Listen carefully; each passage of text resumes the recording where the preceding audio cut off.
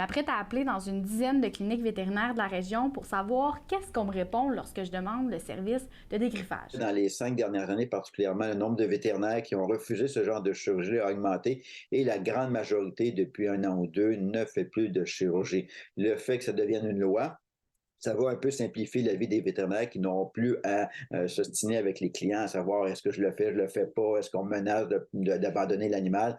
Maintenant, ça va à force de loi. Il y a 3 alternatives principales. Je te dirais la coupe de griffe en fait déjà partie. Il y a plusieurs chats qui vont bien réagir juste à la coupe de griffe régulière.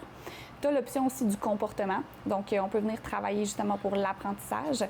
Et il y a la pose de protège-griffe. Je te dirais que c'est comme les 3 options possibles. La pose de protège-griffe peut être temporaire et juxtaposée avec le comportement ou simplement d'y aller à la vie. J'ai parlé avec 3 cliniques vétérinaires qui offrent toujours le dégriffage de chats. Dans certaines, il y a des délais à considérer de plusieurs mois. Dans d'autres, on parle d'1 seule semaine.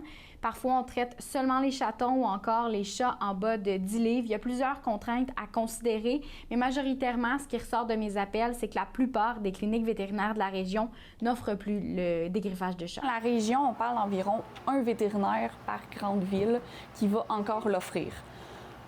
Moi, ce que j'essaie de faire porter les gens à la réflexion, c'est si c'est le seul à le faire encore, penses-tu que son éthique est ce que tu veux pour ton chat? Nous-mêmes, comme vétérinaires, on était de plus en plus mal à l'aise de parler de ces chirurgies-là. Malheureusement, on s'est rendu compte avec les recherches qu'il y avait des douleurs chroniques qui s'installaient. Au-delà des problèmes de la chirurgie comme telle, au moment de la chirurgie, on s'est rendu compte qu'à long terme, il faut avoir de l'ostéoarthrose, des douleurs chroniques, des douleurs fantômes, comme les personnes qui perdent un membre puis continuent à avoir des douleurs. Bien, j'ai toujours été contre. En fait, parce que j'ai eu des chats depuis mon tout jeune âge, là, puis de les voir souffrir, moi, c'est pas quelque chose qui est dans mes valeurs.